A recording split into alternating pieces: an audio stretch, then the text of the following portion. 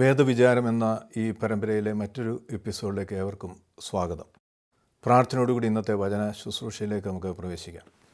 സ്നേഹിയാകുന്ന സ്വർഗപിതാവാം ദൈവമേ, വേദവിചാരം എന്ന പരമ്പരയിലൂടെ അങ്ങയുടെ തിരുവചനങ്ങളെ ധ്യാനിപ്പാൻ തക്കവണ്ണം അങ്ങ് ഞങ്ങൾക്ക് നൽകിയിരിക്കുന്ന മുഖാന്തരത്തിനായിട്ട് നന്ദിയോടെ സ്തുതിക്കുന്നു.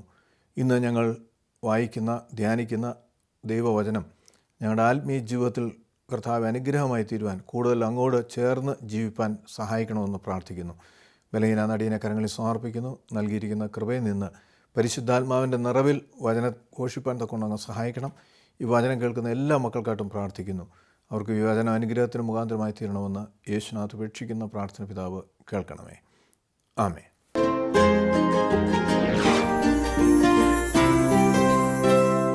ഇന്ന് നമ്മുടെ ചിന്തയ്ക്കായി വിശുദ്ധ മത്തായിയുടെ സുവിശേഷം 13-ാം അധ്യായം 11-12 തിരുവചനങ്ങൾ.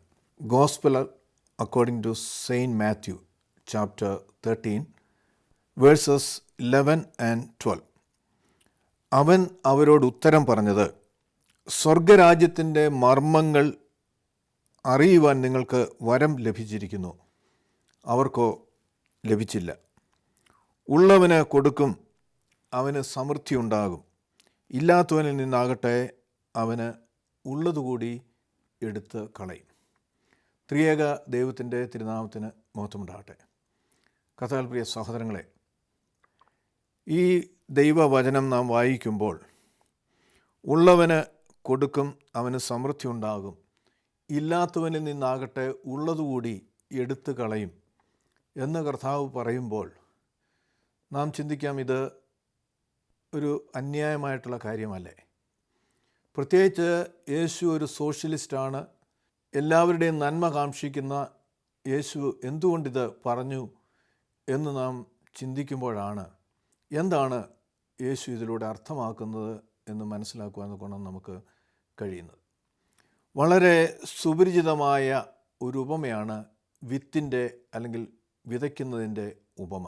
3 സുവിശേഷങ്ങൾ, വിശുദ്ധ മത്തായിയും മർക്കോസും വിശുദ്ധ ലൂക്കോസും രേഖപ്പെടുത്തിയിരിക്കുന്ന ഈ ഉപമ നാം വായിക്കുമ്പോൾ യേശുവിൻ്റെ സന്നിധിയിലേക്ക് കടന്നു വന്ന വളരെയധികം ജനം കൂടിയിരുന്നൊരു സാഹചര്യത്തിലാണ് ഈ ഉപമ കർത്താവ് അവരോട് പറയുന്നത്.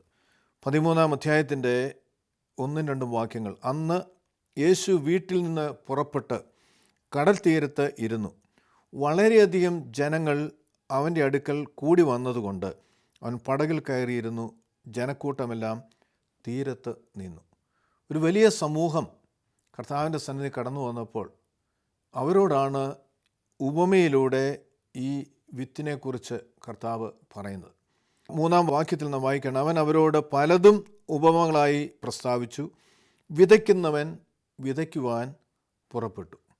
അപ്പോൾ വിതയുടെ ഉപമയിലൂടെ കർത്താവ് പറയുന്ന കാര്യങ്ങൾ, വിതയ്ക്കുന്നവൻ വിതയ്ക്കുവാനായിട്ട് പുറപ്പെട്ടു. വിതയ്ക്കുമ്പോൾ ചിലത് വഴിയരികിൽ വീണു, ചിലത് പാറപ്പുറത്ത് വീണു, ചിലത് മുള്ളിനിടയിൽ വീണു, ചിലത് നല്ല സ്ഥലത്ത് വീണു. വ്യത്യസ്തമായ നിലങ്ങളിൽ വീഴുന്ന ഈ വിത്തുകൾ ഫലങ്ങൾ ചിലത് പുറപ്പെടുവിക്കുന്നില്ല. പ്രത്യേകിച്ച് വഴിയരികിൽ വീണതും പാറപ്പുറത്ത് വീണതുമാകുന്ന വിത്തുകൾ മുളയ്ക്കുന്നില്ല, അത് ഫലം പുറപ്പെടുവിക്കുന്നില്ല. മുള്ളിൻ ഇടയിൽ വീഴുന്ന വിത്ത് അത് മുളയ്ക്കുന്നുണ്ട്, പക്ഷേ ഫലം പുറപ്പെടുവിക്കുന്നില്ല. നല്ല നിലത്ത് വീണ വിത്തോ ഫലം പുറപ്പെടുവിക്കുന്നു, പക്ഷേ 3 തരങ്ങളിൽ 100, 60, 30 മേനി ഫലം അവിടെ നിന്നും പുറപ്പെടുവിക്കുന്നതായിട്ട് നാം വായിക്കുകയാണ്. ഇത് കഴിഞ്ഞ ശേഷം, ഈ ഉപമ പറഞ്ഞതിന് ശേഷം കർത്താവ് പറയുകയാണ്, കേൾക്കുവാൻ ചെവിയുള്ളവൻ കേൾക്കട്ടെ. തുടർന്നാണ് കർത്താവ് തൻ്റെ ശിഷ്യന്മാരുമായിട്ടുള്ള സംഭാഷണത്തിൽ നാം കാണുകയാണ്. അടുത്ത തിരുവചനം, അനന്തരം ശിഷ്യന്മാർ അടുക്കൽ വന്നവരോട് ഉപമകളായി സംസാരിക്കുന്നത് എന്ത് എന്ന് അവനോട് ചോദിച്ചു. അപ്പോൾ ഉപമകളിലൂടെ കർത്താവ് ഈ കാര്യങ്ങൾ പറയുകയാണ് ഈ ജനക്കൂട്ടത്തോട്. അതിനുശേഷം ശിഷ്യന്മാർ തൻ്റെ അടുക്കൽ വന്ന് അവരുമായിട്ടൊരു പ്രൈവറ്റ് കോൺവെർസേഷനുമാണ് തുടർന്ന് നമുക്ക് കാണുവാൻ കഴിയുന്നത്. അപ്പോൾ ശിഷ്യന്മാർ വന്ന് ചോദിക്കുകയാണ്, എന്തുകൊണ്ടാണ് നീ ഉപമകളിലൂടെ ഇപ്രകാരമുള്ള കാര്യങ്ങൾ സംസാരിക്കുന്നത്? അപ്പോൾ യേശു പറയുന്ന മറുപടിയാണ് നാം വായിച്ചത്. അവൻ അവരോട് ഉത്തരം പറഞ്ഞത്, സ്വർഗരാജ്യത്തിൻ്റെ മർമ്മങ്ങൾ അറിയുവാൻ നിങ്ങൾക്ക് വരം ലഭിച്ചിരിക്കുന്നു, അവർക്കോ ലഭിച്ചില്ല. അപ്പോൾ നിങ്ങൾക്ക് സ്വർഗരാജ്യത്തിൻ്റെ മർമ്മങ്ങൾ മനസ്സിലാക്കുവാൻ തക്കവണ്ണം വരം ലഭിച്ചിട്ടുണ്ട്. അപ്പോൾ നിങ്ങൾ അവരിൽ നിന്ന് വ്യത്യസ്തരാണ്. നിങ്ങൾക്ക് വരം ലഭിച്ചതുകൊണ്ട് ഈ സ്വർഗരാജ്യത്തിൻ്റെ മർമ്മങ്ങൾ അറിയുവാൻ നിങ്ങൾക്ക് കഴിയും. എന്നിട്ട് പറയുകയാണ്, ഉള്ളവന് കൊടുക്കും, അവന് സമൃദ്ധി ഉണ്ടാകും, ഇല്ലാത്തവനിൽ നിന്ന് ആകട്ടെ അവന് ഉള്ളതുകൂടി എടുത്തു കളയും. അപ്പോൾ എന്താണ് കർത്താവ് ഇവിടെ പറയുന്നത്? ലഭിച്ചിരിക്കുന്ന വരം അതാണ് ഉള്ളവന് കൊടുക്കും, അവന് സമൃദ്ധി ഉണ്ടാകും, ഇല്ലാത്തവനിൽ നിന്നാകട്ടെ അവന് ഉള്ളതുകൂടി എടുത്തു കളയും. ഇല്ലാത്തവനിൽ നിന്ന് എങ്ങനെയാണ് ഉള്ളതുകൂടി എടുത്തു കളയാൻ കഴിയുന്നത്? അവനില്ല, പിന്നെ എങ്ങനെയാണ്? ഇത് നാം പഠിക്കുമ്പോൾ നമുക്ക് മനസ്സിലാക്കുവാൻ കഴിയുന്നത്, ദൈവത്തിൻ്റെ വചനം ശ്രവിക്കുന്ന ഒരു വ്യക്തി ആ വചനം അടിസ്ഥാനത്തിൽ ജീവിക്കുകയും പ്രവർത്തിക്കുകയും ചെയ്യുന്നില്ല എങ്കിൽ ആ വചനം കൊണ്ട് ഒരു ഫലവും ഉണ്ടാകുന്നില്ല. ആ വചനം ആ വ്യക്തിയിൽ ഫലം പുറപ്പെടുവിക്കുന്നില്ല. അപ്പോൾ അങ്ങനെ ആയിരിക്കുമ്പോൾ ആ വ്യക്തിക്ക് കൊടുത്തിരിക്കുന്ന വരം പ്രയോജനമില്ലാതായി തീരുകയാണ്. അതുകൊണ്ട് കൊടുത്തവരിൽ നിന്ന് എടുത്തു കളയുന്നതിനെക്കുറിച്ചാണ് കർത്താവ് ഇവിടെ പറയുന്നത്. എന്ന് പറയുമ്പോൾ ഈ 12 ശിഷ്യന്മാർക്ക് കർത്താവ് പ്രത്യേകമായി വരം നൽകിയിട്ടുണ്ട്. നാം അവരെ കർത്താവ് വിളിക്കുമ്പോൾ അവർക്ക് ചില വരങ്ങൾ കൊടുക്കുന്നതായിട്ട് നാം വായിക്കുന്നുണ്ട്. അവർക്ക് കൊടുക്കുന്ന വരങ്ങൾ പിശാചുക്കളുടെ മേലുള്ള അധികാരവും രോഗികൾക്കുള്ള സൗഖ്യവും കൊടുക്കുന്നതായിട്ട് നാം കാണുന്നുണ്ട്. അങ്ങനെ അനേക വരങ്ങൾ ലഭിച്ച ശിഷ്യന്മാരാണ് കർത്താവിനോടൊപ്പം ഉള്ളത്. പ്രത്യേകമായ വരം ലഭിച്ചവർക്ക് മാത്രമേ ദൈവത്തിൻ്റെ വചനങ്ങളെ ഗ്രഹിക്കുവാൻ തക്കവണ്ണം കഴിയുകയുള്ളൂ എന്ന് പറഞ്ഞിട്ട് കർത്താവ് യെശയ്യാ പ്രവചനത്തിൽ നിന്ന് ഉള്ള ഒരു വാക്യം കോട്ട് ചെയ്ത് സംസാരിക്കുകയാണ്. നാം വീണ്ടും കാണുകയാണ് 12-13 തിരുവചനം. അതുകൊണ്ട് അവർ കണ്ടിട്ട് കാണാതെയും കേട്ടിട്ട് കേൾക്കാതെയും ഗ്രഹിക്കാതെയും ഇരിക്കുന്നതിനാൽ ഞാൻ ഉപമകളായി അവരോട് സംസാരിക്കുന്നു. യെശയ്യാവിൻ്റെ പ്രവചനം അവരിൽ നിവൃത്തിയാകുന്നു. നിങ്ങൾ ചെവിയാൽ കേൾക്കും, മനസ്സിലാകുകയില്ല, കണ്ണാൽ കാണും, ഗ്രഹിക്കുകയില്ല. യെശയ്യാ പ്രവചനം 6-ാം അധ്യായം 10-ാമത്തെ തിരുവചനം പറയുകയാണ്, ജനത്തിൻ്റെ ഹൃദയം കഠിനമായിരിക്കുന്നു, അവർ ചെവി കൊണ്ട് മന്ദമായി കേൾക്കുന്നു, കണ്ണടച്ചിരിക്കുന്നു, അവർ കണ്ണ് കാണാതെയും ചെവി കേൾക്കാതെയും ഹൃദയം കൊണ്ട് ഗ്രഹിക്കാതെയും മനം തിരിഞ്ഞിട്ട് ഞാൻ അവരെ സൗഖ്യമാക്കാതെയും ഇരിക്കേണ്ടതിന് തന്നെ. അപ്പോൾ യെശയ്യാ പ്രവചനം കൂട്ടിയതുകൊണ്ട് കർത്താവ് അവരോട് പറയുകയാണ്. എന്നിട്ട് പറയുകയാണ്, എന്നാൽ നിങ്ങളുടെ കണ്ണ് കാണുന്നതുകൊണ്ടും നിങ്ങളുടെ ചെവി കേൾക്കുന്നതുകൊണ്ടും അവ ഭാഗ്യമുള്ളവയാണ്. അപ്പോൾ യേശുവിനെ അറിയുവാനും ദൈവവചനം വിശ്വസിക്കുവാനും എനിക്ക് നിങ്ങൾക്കും സാധിക്കുന്നുവെങ്കിൽ അത് തന്നെ ഒരു വലിയ ഭാഗ്യമാണ്, ഒരു വലിയ പ്രിവിലേജാണ്. പ്രത്യേകമായി അത് വിശ്വസിക്കുവാനുള്ള വരം ലഭിച്ചവർക്ക് മാത്രമേ ഈ വചനങ്ങൾ, കേൾക്കുന്ന വചനങ്ങൾ, വായിക്കുന്ന വചനങ്ങൾ അനുഗ്രഹമായി തീരുകയുള്ളൂ എന്ന് തുടർന്ന് കർത്താവ് അതിനെക്കുറിച്ച് പഠിപ്പിക്കുന്നതായിട്ട് നമുക്ക് കാണുവാൻ തക്കവണ്ണം കഴിയും. കർത്താവ് പ്രിയ സഹോദരങ്ങളെ, യോഹന്നാൻ്റെ സുവിശേഷത്തിൽ കർത്താവ് പറയുന്നുണ്ട്, എൻ്റെ പിതാവിനാൽ ആകർഷിക്കാതെ ആർക്കും എൻ്റെ സന്നിധിയിൽ കടന്നു വരുവാൻ കഴിയുകയില്ല. അപ്പോൾ യേശുവിനെ അറിയുവാൻ, യേശുവിലുള്ള വിശ്വാസത്തിലേക്ക് വരുവാൻ കഴിയുന്നത് തന്നെ ഒരു വലിയ ഭാഗ്യമാണ്. അതിന് പ്രത്യേക വരം ലഭിച്ചവർക്ക് മാത്രമേ അത് സാധ്യമാകുകയുള്ളൂ. എന്നാൽ ഈ വരം ലഭിച്ചവർ അവർക്ക് ലഭിച്ചിരിക്കുന്ന സാഹചര്യങ്ങൾ, നൽകിയിരിക്കുന്ന അനുഗ്രഹങ്ങൾ മറന്ന് ജീവിക്കുമ്പോൾ, ആ വരങ്ങളിൽ വളരുവാൻ കഴിയാതെ വരുമ്പോൾ ആ വരം എടുത്തു കളയുമെന്ന് കർത്താവ് ഇവിടെ പറയുകയാണ്. ഉള്ളവന് വീണ്ടും നൽകും, അവന് സമൃദ്ധിയായാലും. ഉള്ളവന് കൊടുക്കും, അവന് സമൃദ്ധി ഉണ്ടാകും, ഇല്ലാത്തവനിൽ നിന്നാകട്ടെ ഉള്ളതുകൂടി എടുത്തു കളയും. അപ്പോൾ ദൈവം നൽകിയിരിക്കുന്ന വരങ്ങൾ, ആ വരങ്ങൾ ഉണ്ട് എന്നുള്ള വലിയ ബോധ്യത്തിൽ കൂടുതലായി കർത്താവിന് വേണ്ടി പ്രവർത്തിക്കുമ്പോൾ കൂടുതൽ വരങ്ങൾ നമുക്ക് ലഭ്യമാകും. മറിച്ച് വരങ്ങൾ ലഭിച്ചു, സന്തോഷത്തോടു കൂടി നാം പോവുകയാണ്. പക്ഷേ ആ വരങ്ങൾ നാം ക്രയവിക്രയം ചെയ്യുന്നില്ല എങ്കിൽ, അത് ഫലം പുറപ്പെടുവിക്കുന്നില്ല എങ്കിൽ ഉള്ളതുകൂടി നഷ്ടപ്പെടും എന്ന് കർത്താവ് നമ്മെ പഠിപ്പിക്കുകയാണ്. വിശുദ്ധ മത്തായിയുടെ സുവിശേഷം 25-ാം അധ്യായം 14-ാമത്തെ തിരുവചനം വായിക്കുമ്പോൾ താലന്തുകളുടെ ഉപമകൾ നാം കാണുന്നുണ്ട്. ഒരു മനുഷ്യൻ പരദേശത്ത് പോകുമ്പോൾ ദാസന്മാരെ വിളിച്ചു തൻ്റെ സമ്പത്ത് അവരെ ഏൽപ്പിച്ചു. ഒരുവൻ 5 താലന്ത്, ഒരുവന് 2, ഒരുവന് 1, ഇങ്ങനെ ഓരോരുത്തന് അവനവൻ്റെ പ്രാപ്തി പോലെ കൊടുത്ത ശേഷം യാത്ര പുറപ്പെട്ടു. 5, 2, 1 താലന്തുകൾ ഓരോരുത്തരുടെയും കഴിവനുസരിച്ച്, പ്രാപ്തി അനുസരിച്ച് അവർക്ക് നൽകിയിട്ട് യജമാനൻ പുറപ്പെടുകയാണ്. 5 താലന്ത് ലഭിച്ചവൻ ഉടനെ ചെന്ന് വ്യാപാരം ചെയ്ത് 5 താലന്ത് കൂടി സമ്പാദിച്ചു. അങ്ങനെ തന്നെ 2 താലന്ത് ലഭിച്ചവനും 2 കൂടി നേടി. 1 ലഭിച്ചവനോ പോയി നിലത്ത് ഒരു കുഴി കുഴിച്ച് യജമാനൻ്റെ പണം അതിൽ മറച്ചു വെച്ചു. 3 പേർക്കും കഴിവുകളുണ്ട്, വ്യത്യസ്തമാവുന്ന കഴിവുകളാണ്. 5 താലന്ത് ലഭിച്ചവന് കൂടുതൽ കഴിവുള്ളത് കൊണ്ട് അവൻ 5 കൊടുത്തു. അത് 100% അവൻ വർദ്ധിപ്പിക്കുകയാണ്. 2 താലന്ത് ലഭിച്ചവനും കഴിവുകളുണ്ട്, 5 ഉള്ളവനെ പോലെയല്ല, എങ്കിലും അവനും കഴിവുകളുണ്ട്. അവന് 2 താലന്ത് നൽകുകയാണ്. അവനും 100% അത് വർദ്ധിപ്പിക്കുന്നതായിട്ട് നമുക്ക് കാണുകയാണ്. 1 ലഭിച്ചവനും കഴിവുണ്ട്, മറ്റ് 2 പേരെ പോലെയുള്ള കഴിവല്ല. അതിനാനുപാതികമായിട്ട് അവൻ്റെ കഴിവനുസരിച്ച് അവനൊരു താലന്ത് നൽകുകയാണ്. അത് അവൻ ക്രയവിക്രയം ചെയ്തിരുന്നുവെങ്കിൽ ഒന്നുകൂടി അവനെ നേടാമായിരുന്നു. അവൻ ചെയ്തെന്താണ്? അവൻ കുഴി കുഴിച്ച് യജമാനൻ്റെ പണം അതിൽ മറച്ചു വെച്ചു. വളരെ കാലം കഴിഞ്ഞ് ആ ദാസന്മാരുടെ യജമാനൻ വന്ന് അവരുമായി കണക്ക് തീർത്തു. 5 താലന്ത് ലഭിച്ചവൻ അടുക്കൽ വന്ന് വേറെ 5 കൂടി കൊണ്ടുവന്നു. യജമാനെ, 5 താലന്തല്ലോ എന്നെ ഏൽപ്പിച്ചത്, ഞാൻ 5 താലന്ത് കൂടി നേടിയിരിക്കുന്നു എന്ന് പറഞ്ഞു. അതിന് യജമാനൻ, കൊള്ളാം, നല്ലവനും വിശ്വസ്തനുമായ ദാസനെ, നീ അല്പത്തിൽ വിശ്വസ്തനായിരുന്നു, ഞാൻ നിന്നെ അധികത്തിന് വിചാരകനാക്കും, നിന്റെ യജമാനൻ്റെ സന്തോഷത്തിലേക്ക് പ്രവേശിക്കുക എന്നവനോട് പറഞ്ഞു. 2 താലന്ത് ലഭിച്ചവനും അടുക്കൽ വന്ന യജമാനെ, 2 താലന്തല്ലോ എന്നെ ഏൽപ്പിച്ചത്, ഞാൻ 2 താലന്ത് കൂടി നേടിയിരിക്കുന്നു എന്ന് പറഞ്ഞു. അതിന് യജമാനൻ, കൊള്ളാം, നല്ലവനും വിശ്വസ്തനുമായ ദാസനെ, നീ അല്പത്തിൽ വിശ്വസ്തനായിരുന്നു, ഞാൻ നിന്നെ അധികത്തിൽ വിചാരകനാക്കും, നിന്റെ യജമാനൻ്റെ സന്തോഷത്തിലേക്ക് പ്രവേശിക്കുക എന്ന് അവനോട് പറഞ്ഞു. 1 താലന്ത് ലഭിച്ചവൻ അടുക്കൽ വന്നു, യജമാനെ, നീ വിതയ്ക്കാത്തിടത്ത് കൊയ്യുകയും വിതറാത്തിടത്ത് നിന്ന് ചേർക്കുകയും ചെയ്യുന്ന കഠിന മനുഷ്യനെന്ന് ഞാൻ അറിഞ്ഞു. അതുകൊണ്ട് ഞാൻ ഭയപ്പെട്ടു, നിന്റെ താലന്ത് നിലത്തൊളിപ്പിച്ചു വെച്ചു, നിന്റെ ഇതാ എടുത്തുകൊള്ളുക എന്ന് പറഞ്ഞു. അതിന് യജമാനൻ ഉത്തരം പറഞ്ഞത്, ദുഷ്ടനും മടിയനുമായ ദാസനെ, ഞാൻ വിതയ്ക്കാത്തിടത്ത് നിന്ന് കൊയ്യുകയും വിതറാത്തിടത്ത് നിന്ന് ചേർക്കുകയും ചെയ്യുന്നു എന്ന് നീ അറിഞ്ഞുവല്ലോ. നീ എൻ്റെ പണമിടപാടുകാരെ ഏൽപ്പിക്കേണ്ടതായിരുന്നു. എന്നാൽ ഞാൻ വന്ന് എൻ്റേത് പലിശയോടുകൂടെ വാങ്ങുമായിരുന്നു. ആ താലന്ത് അവൻ്റെ പക്കൽ നിന്നെടുത്ത് 10 താലന്ത് ഉള്ളവന് കൊടുക്കുവിൻ. അങ്ങനെ ഉള്ളവന് ഏവനും ലഭിക്കും, അവന് സമൃദ്ധിയും ഉണ്ടാകും, ഇല്ലാത്തവനിൽ നിന്ന് ഉള്ളതുപോലും എടുത്തു കളയും. എന്നാൽ അപ്രയോജനദാസനെ ഏറ്റവും പുറത്തുള്ള ഇരുട്ടിലേക്ക് തള്ളിക്കളയുവിൻ, അവിടെ കരച്ചിലും പല്ലുകടിയും ഉണ്ടാകും.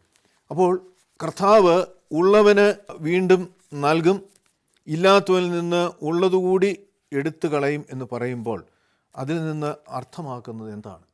ദൈവം നമുക്ക് നൽകിയിരിക്കുന്ന താലന്തുകൾ, വരങ്ങൾ, നാം എപ്രകാരം അത് ഉപയുക്തമാക്കുന്നു, നാം അതെന്ത് ചെയ്യുന്നു? ഈ ലോകത്ത് ദൈവം നമ്മെ ആക്കിയിരിക്കുമ്പോൾ നമ്മുടെ ജീവിതം ഹ്രസ്വമാണ്. സങ്കീർത്തനക്കാരൻ മോശ തൻ്റെ സങ്കീർത്തനത്തോടെ പറയുന്നു, 70 ഏറെയാൽ 80 മാത്രം. നമ്മുടെ ആയുസ്സിൻ്റെ ദൈർഘ്യം ഒരു നൂറ്റാണ്ടിൽ ഉപരിയായിട്ട് വരികയില്ല. അപ്പോൾ ഈ ലോകത്ത് നമ്മെ ദൈവമാക്കിയിരിക്കുമ്പോൾ ദൈവം നമുക്ക് നൽകിയിരിക്കുന്ന വരങ്ങൾ എന്ന് പറയുമ്പോൾ, ദൈവം നമുക്ക് നൽകിയിരിക്കുന്ന കഴിവുകൾ, നമുക്ക് നൽകിയിരിക്കുന്ന എല്ലാം കർത്താവിൻ്റെ നാമമഹത്വത്തിനു വേണ്ടി ഉപയുക്തമാക്കുവാനാണ്. യേശുവിൻ്റെ നാമം നമ്മളിലൂടെ മഹത്വപ്പെടുവാനാണ്, നമ്മളിലൂടെ യേശുവിനെ നേർ കണ്ടെത്തുവാനാണ്. ആ വരങ്ങൾ നാം ക്രയവിക്രയം അല്ലെങ്കിൽ അത് വ്യാപാരം ചെയ്യുന്നില്ല എങ്കിൽ അതിൻ്റെ പരിണിത ഫലത്തെക്കുറിച്ചാണ് കർത്താവ് ഇവിടെ പറയുന്നത്. ഇവിടെ ഈ വിത്തിൻ്റെ ഉപമയിലേക്ക് വരുമ്പോൾ അതിനെക്കുറിച്ച് കർത്താവ് വിശദീകരിച്ച് പറയുകയാണ്. മത്തായിയുടെ സുവിശേഷം 13-ാം അധ്യായം 18-ാമത്തെ തിരുവചനം, എന്നാൽ വിതയ്ക്കുന്നവൻ്റെ ഉപമ കേട്ടുകൊള്ളുവിൻ. ഒരുവൻ രാജ്യത്തിൻ്റെ വചനം കേട്ടിട്ട് ഗ്രഹിക്കാതിരുന്നാൽ ദുഷ്ടൻ വന്ന് അവൻ്റെ ഹൃദയത്തിൽ വിതയ്ക്കപ്പെട്ടത് എടുത്തു കളയുന്നു. ഇതത്രേ വഴിയരികിൽ വിതയ്ക്കപ്പെട്ടത്. വഴിയരികിൽ വിതയ്ക്കപ്പെട്ട വിത്ത്, വഴി എന്ന് പറയുമ്പോൾ അല്ലെങ്കിൽ ഒരു സ്ഥലമാണ്, അല്ലെങ്കിൽ അത് വീഴുന്ന ആ മണ്ണ്, അതിനെ നമുക്ക് എന്തിനോട് സാദൃശ്യപ്പെടുത്താം? ഇത് നമ്മുടെ മനോഭാവം അല്ലെങ്കിൽ നമ്മുടെ ആറ്റിറ്റ്യൂഡുമായിട്ട് നമുക്ക് താരതമ്യപ്പെടുത്താം. ദൈവത്തിൻ്റെ വചനം കേൾക്കുമ്പോൾ ആ വചനത്തോടുള്ള നമ്മുടെ ആറ്റിറ്റ്യൂഡ്, നമ്മുടെ മനോഭാവം എന്താണ്? വഴിയരികിൽ വീണ വിത്ത് എന്ന് പറയുമ്പോൾ അത് ഒരുക്കപ്പെട്ടിട്ടില്ല. ആ വഴി ആളുകൾ നടന്നു പോകുവാൻ ഉപയോഗിക്കുന്ന സ്ഥലം മാത്രമാണ്. അവിടെ ഒരിക്കലും ഒരു വിത്ത് വളരുവാനുള്ള സാഹചര്യമില്ല. അത് കിളിർത്താൽ തന്നെ അത് ചവിട്ടി നശിപ്പിക്കപ്പെടും. അപ്പോൾ ഈ വഴിയരികെ വീണ വിത്ത് എന്ന് പറയുമ്പോൾ അപ്രകാരം മനോഭാവമുള്ളവരുടെ കാര്യത്തെക്കുറിച്ചാണ് കർത്താവ് ഇവിടെ പറയുന്നത്. എന്ത് മനോഭാവം? ഇന്ന് നമ്മുടെ ഈ ലോക ജീവിത യാത്രയിലെ പല പ്രശ്നങ്ങളും പരിഹരിക്കപ്പെടുവാൻ ദൈവത്തിൻ്റെ സന്നിധിയിലേക്ക് കടന്നു വരുന്നവരാണ് നാം. ഒരുപക്ഷെ ഭൂരിപക്ഷം ആളുകളും കർത്താവിനെ അല്ലെങ്കിൽ ദൈവത്തെ അന്വേഷിക്കുന്നത് താൽക്കാലികമാകുന്ന പ്രശ്നങ്ങൾക്ക് പരിഹാരം കണ്ടെത്തുവാനാണ്. അതിന് കാരണം പലപ്പോഴും പ്രശ്നങ്ങൾക്ക് പരിഹാരം കണ്ടെത്തി കഴിയുമ്പോൾ പിന്നെ അപ്രകാരമുള്ളൊരു തീക്ഷ്ണതയോ പ്രാർത്ഥനയോ ദൈവത്തിലുള്ള ആശ്രയമോ ഇല്ലാതിരിക്കുന്ന ഒരു സാഹചര്യം നമുക്ക് കാണുവാൻ കഴിയും. അതുകൊണ്ടത്രേ ഞാനത് പറയുന്നത്. പലപ്പോഴും നമ്മുടെ താൽക്കാലിക പ്രശ്നങ്ങൾ മാറുവാൻ എവിടെയെങ്കിലും പോകുന്നവരാണ്, ആരോടെങ്കിലും പ്രാർത്ഥിക്കാൻ ആവശ്യപ്പെടുന്നവരാണ്. ഒരു സ്ഥലത്ത് പോയി ഒരു വ്യക്തിയോട് പ്രാർത്ഥിക്കുവാൻ ആവശ്യപ്പെട്ടു, ആ പ്രാർത്ഥനയ്ക്ക് മറുപടി ലഭിക്കാതെ വരുമ്പോൾ മറ്റൊരു സ്ഥലത്തേക്ക് പോകും.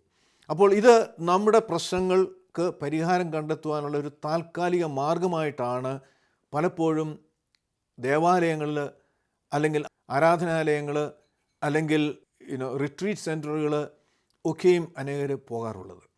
ഇത് വഴിയരികെ വീണ വിത്തിൻ്റെ അല്ലെങ്കിൽ അപ്രകാരമുള്ള വേസൈഡ് തിങ്കേഴ്സായിട്ടുള്ള വേസൈഡ് ആറ്റിറ്റ്യൂഡുള്ള ആളുകളുടെ അനുഭവമായിട്ട് നമുക്ക് കാണുവാൻ തക്കോണം കഴിയും. നമുക്ക് നമ്മുടെ പ്രശ്നങ്ങൾ പരിഹരിക്കണം. അതിനപ്പുറമായി ദൈവവചനം നമ്മോട് സംസാരിക്കുമ്പോൾ അത് സ്വീകരിക്കുവാൻ പോലുമുള്ള ഒരു തുറവി, ഒരു മനസ്സ് നമുക്ക് പലപ്പോഴുമില്ല. അതുകൊണ്ട് ആ വചനം ആ വ്യക്തിയിൽ ക്രിയ ചെയ്യുകയില്ല. അവൻ്റെ തൽക്കാല കാര്യങ്ങൾ സാധിച്ചുകൊണ്ട് വീണ്ടും അവൻ പഴയ ജീവിതത്തിലേക്ക് പോവുകയാണ്. രണ്ടാമത്തെ സ്ഥലം നാം ഇവിടെ കാണുന്നു. പാറസ്ഥലത്ത് വിതയ്ക്കപ്പെട്ടതോ ഒരുവൻ വചനം കേട്ടിട്ട് ഉടനെ സന്തോഷത്തോടെ കൈക്കൊള്ളുന്നതാകുന്നു, എങ്കിലും വേര് ഇല്ലാതിരിക്കുന്നതിനാൽ അവൻ ക്ഷണീകനത്രേ. വചനം നിമിത്തം ഞെരുക്കമോ ഉപദ്രവമോ നേരിട്ടാൽ അവൻ ക്ഷണത്തിൽ ഇടറിപ്പോകുന്നു. അപ്പോൾ രണ്ടാമത് പാറസ്ഥലത്ത് വീണ വിത്ത്.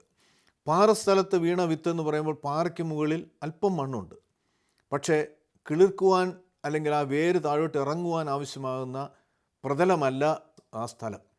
ഇത് നാം കാണുമ്പോൾ നമുക്ക് കരുതാൻ കഴിയും സ്റ്റോണി ആറ്റിറ്റ്യൂഡ്. സ്റ്റോണി ആറ്റിറ്റ്യൂഡ് എന്ന് പറയുന്നത് ഉപരിതലത്തിൽ മണ്ണുകളുള്ള ഒരു സാഹചര്യം.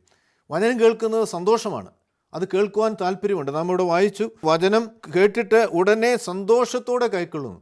ആ സന്തോഷത്തോടെ സ്വീകരിക്കുന്നുണ്ട്, പക്ഷേ ആ വചനം കിളിർക്കുന്നില്ല. നാം വായിക്കുകയാണ്, വേര് ഇല്ലാത്തതിനാൽ അവൻ ക്ഷണീകനത്ര. വേരില്ല, കാരണം വേര് കിളിർക്കുവാനുള്ള സാഹചര്യം അവിടെ ഇല്ല എന്ന് പറയുമ്പോൾ വചനം മൂലം ഏതെങ്കിലും രീതിയിലുള്ള പീഡനങ്ങൾ അല്ലെങ്കിൽ പ്രയാസങ്ങൾ നേരിടുമ്പോൾ അവൻ ഇടറിപ്പോവുകയാണ്. ആ വചനത്തിൽ അവന് നിലനിൽക്കുവാൻ കഴിയുന്നില്ല. വചനം എത്ര കേട്ടിട്ടും കാര്യമില്ല. സന്തോഷത്തോടെയാണ് അവൻ കേട്ടത്, പക്ഷേ അതിന് വേര് ഭൂമിയിലേക്ക് ഇറങ്ങുവാൻ കഴിയാതെ അത് നഷ്ടപ്പെട്ടു പോവുകയാണ്. മൂന്നാമത്തെ നിലം നാം ഇവിടെ കാണുകയാണ്. മുള്ളിനിടയിൽ വിതയ്ക്കപ്പെട്ടതോ ഒരുവൻ വചനം കേൾക്കുന്നുവെങ്കിലും ഈ ലോകത്തിൻ്റെ ചിന്തയും ധനത്തിൻ്റെ വഞ്ചനയും വചനത്തെ ഞെരുക്കിയിട്ട് അവൻ നിഷ്ഫലനായി തീരുന്നതാകുന്നു. അപ്പോൾ മുള്ളിനിടയിൽ വീണ വിത്ത്, ത്രോണി ആറ്റിറ്റ്യൂഡ് എന്ന് പറയുമ്പോൾ വചനം സ്വീകരിക്കുവാൻ ഒരുക്കമാണ്, വചനം സ്വീകരിക്കുന്നുണ്ട്, ആ വചനം കിളിർക്കുന്നുണ്ട്, വേര് മണ്ണിലേക്ക് പോകുന്നുണ്ട്. പക്ഷേ അതോടൊപ്പം തന്നെ മുൾച്ചെടികൾ വളരുകയാണ്. ലോകത്തിൻ്റേതാകുന്ന പ്രയോറിറ്റി, ലോകത്തിൻ്റേതാകുന്ന മോഹങ്ങൾ പലപ്പോഴും ദൈവവചനം വളരുവാനുള്ള സാഹചര്യം അവിടെ ഉണ്ടാകുകയില്ല. കാരണം മുള്ള് ഉണ്ടെങ്കിൽ നമുക്കറിയാം, അതെത്ര നല്ല വിത്തായിരുന്നാലും അത് കിളിർത്താലും അതിനെ നശിപ്പിച്ച് കളയും. അതിന് ലഭിക്കുന്ന വളവും വെള്ളവും മുള്ള് വലിച്ചെടുക്കും, അത് ഫലം പുറപ്പെടുവിക്കില്ല. അതുകൊണ്ട് നാം വായിക്കുകയാണ്, ലോകത്തിൻ്റെ ചിന്തയും ധനത്തിൻ്റെ വഞ്ചനയും വചനത്തെ ഞെരുക്കിയിട്ടവൻ നിഷ്ഫലനായിത്തീരുന്നു. ഫലം പുറപ്പെടുവിക്കാത്ത അവസ്ഥയായിത്തീരുകയാണ്.